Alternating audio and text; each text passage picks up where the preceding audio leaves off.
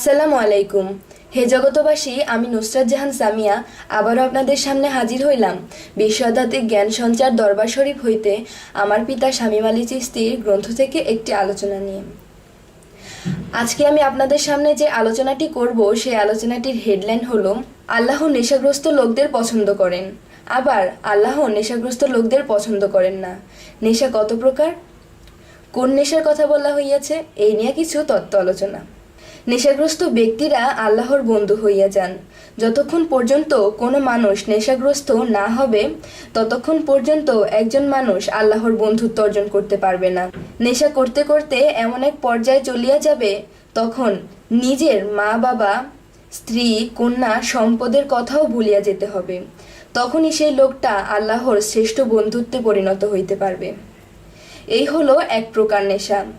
আবার আসি আরও এক প্রকার নেশায়। এই নেশাটি যদি মানুষ করে তাহলে ইহকালেও তিনি পাপিষ্ঠ এবং মৃত্যুর পরেও তিনি জাহান্নামে যাবে। এবার নেশার প্রকারভেদে আসি। যেমন আল্লাহ কোরআনে বলিয়াছেন এবং হাদিসেও বলা আছে, নেশাগ্রস্ত ব্যক্তিদের দ্বারা ইবাদত হয় না। এখন আমি বলছি যে নেশাগ্রস্ত না হওয়া পর্যন্ত আল্লাহ ও রাসূলকে পাওয়া যায় না বা আল্লাহ ও রাসূলকে লাভ করা যায় না। যাহারা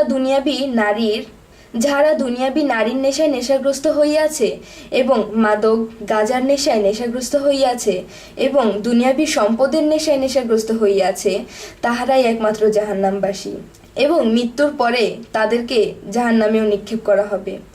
এবার আসি কোন কোন নেশা হইলে আল্লাহর বন্ধুত্ব অর্জন করা যায়। যতক্ষণ পর্যন্ত মানুষের নিজ মুর্শিদের প্রতি পূর্ণ প্রেমের নেশা না হবে ততক্ষণ পর্যন্ত কোনো মানুষ আল্লাহর বন্ধুত্ব অর্জন করতে পারবে না। মানুষ যখন নিজ মুর্শিদের প্রতি পূর্ণ প্রেমে আসিয়া যাবে তাহাকে দিয়ে কোনোদিন কোনো ক্ষতি হবে না, কারো কখনো কোনো ক্ষতি হবে না। নিজ মুর্শিদকে ভালোবাসলেই রাসূলকে ভালোবাসা হয়, নিজ মুর্শিদকে ভালোবাসলেই রাসূলকে ভালোবাসা হয় এবং রাসূলকে ভালোবাসলেই আল্লাহকে ভালোবাসা হয়। এখন কথা হলো, প্রথম নেশার কথাগুলো এইভাবে বলা হইল কেন? যে দেখুন, এ জগতে বেশিরভাগ হাফেজকারী ও মাওলানা সাহেবরা যাহারা বলেন যে গান বাজনা হারাম, কিন্তু এই কথাটি বলেন না যে কোন ধরনের গান বাজনা হারাম এবং এটাও বলেন না যে কোন কোন গান বাজনা হালাল। তাই বলা হইয়া থাকে নেশা করা হারাম, কিন্তু বলেন না যে কোন ধরনের নেশা করা হারাম।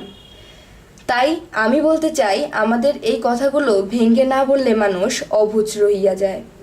অবশ্যই ভেঙ্গে না বলার মাঝে একটি স্বার্থ আছে। যেমন যাহারা পীর ফকিরদের বিরুদ্ধে তাহারাই এভাবেই বলে, এভাবেই লিখে। আমরা পীর ফকিরদের অবশ্যই সম্মান করিব এবং এই বাংলার জমিনে ৩৬০ জন অলিয়া উলিয়া এসেছেন এবং তাহারা কামেল পীর ফকির, যাহারা বিভিন্ন রাষ্ট্র থেকেও বহু বহু মানুষকে মুসলমান করতেছেন। কেন আমরা তাহাদেরকে ভালো না বেসে অন্য চোখে দেখিব? এটা কি ঠিক? এটা ঠিক না। আমরা অবশ্যই তাদেরকে সম্মান করব।